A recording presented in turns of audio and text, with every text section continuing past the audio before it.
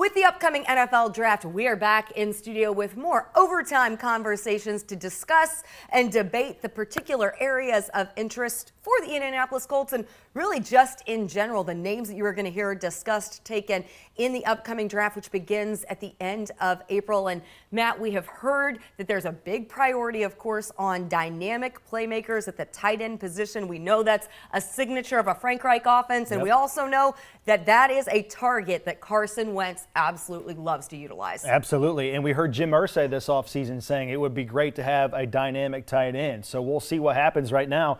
The Colts have 6 tight ends on their roster, including Jack Doyle. Trey Burton is still a free agent.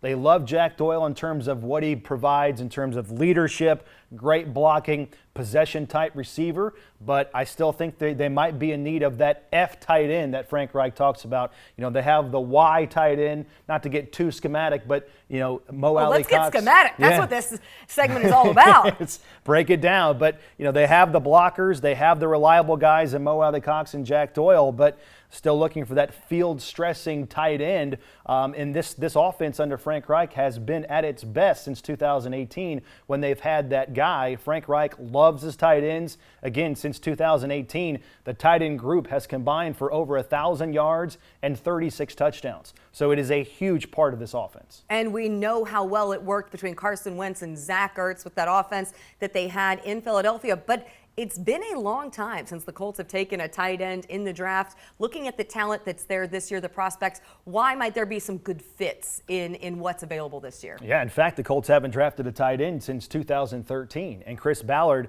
since he's been the GM for the Colts, he's never drafted a tight end. So might it be time? We'll have to wait and see. I'm saying the draft depth at tight end, I'm classifying it as day 3 deals.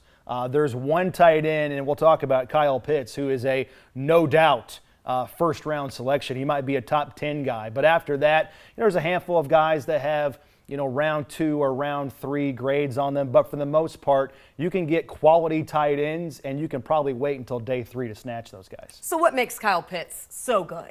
Well, he's a top 10 pick. Undoubtedly, he's going to be the first tight end off the board, and he's probably going to be gone, unfortunately, by the time the Colts pick in the first round. He's an absolute superstar. In 2020, won the John Mackey Award, and you say, well, why is that such a big deal?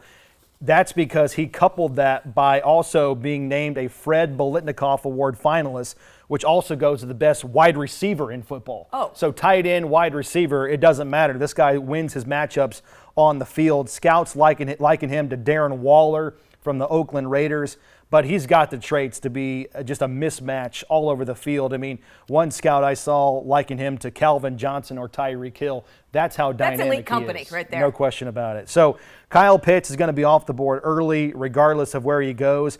After that, in terms of tight ends, Pat Fryermuth out of Penn State. He's got a round 2 or round 3 grade on him.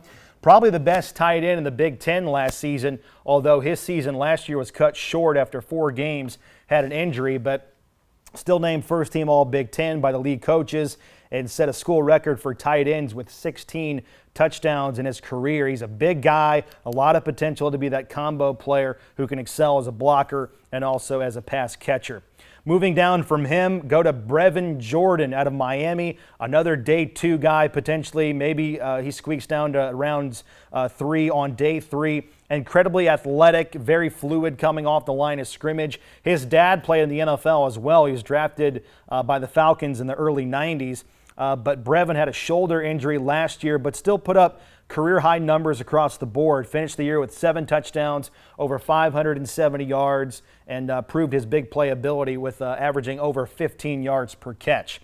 And then another guy that fans around here might be interested in, Tommy Tremble out of Notre Dame. He's a round 2 or a round 3 guy. He's a gritty player, a really good blocker at the point of attack. His dad was a former corner at Georgia and went on to play in the NFL, actually won a Super Bowl with the Dallas Cowboys.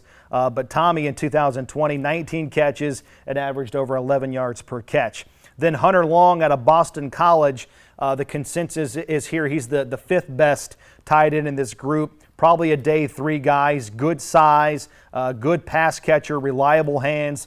finished his career with over 1,200 yards, had 9 touchdowns, and last season became the first Boston College tight end to earn All-America honors since Pete Mitchell back in 1994. A few other names of interest: Trey McKitty out of Georgia, Quentin Morris from Bowling Green, Kylan Grayson from SMU, Tony Polian from Virginia, and Trey Berry from Jacksonville State among those top 10 ranked prospects. When you talk about those 6 through 10 guys, that's where you're getting down a little bit, probably rounds 4 through 6, targeting outside of the top 5 tight ends in this class. And those later rounds have been plentiful. Very, very profitable for the Colts. For the Indianapolis Colts. And when you talk about the picks that they have available, 6 in total. Round 1, the number 21 pick. They'll hold the 54th pick for round 2. No third round pick, of course, because of the trade for Carson Wentz. And then you do have those 4 picks remaining between rounds 4 through 7 remaining as well. So be interesting to see what unfolds, in particular with those wealth of options in the later rounds beginning on April 29th with the 2021 NFL Draft.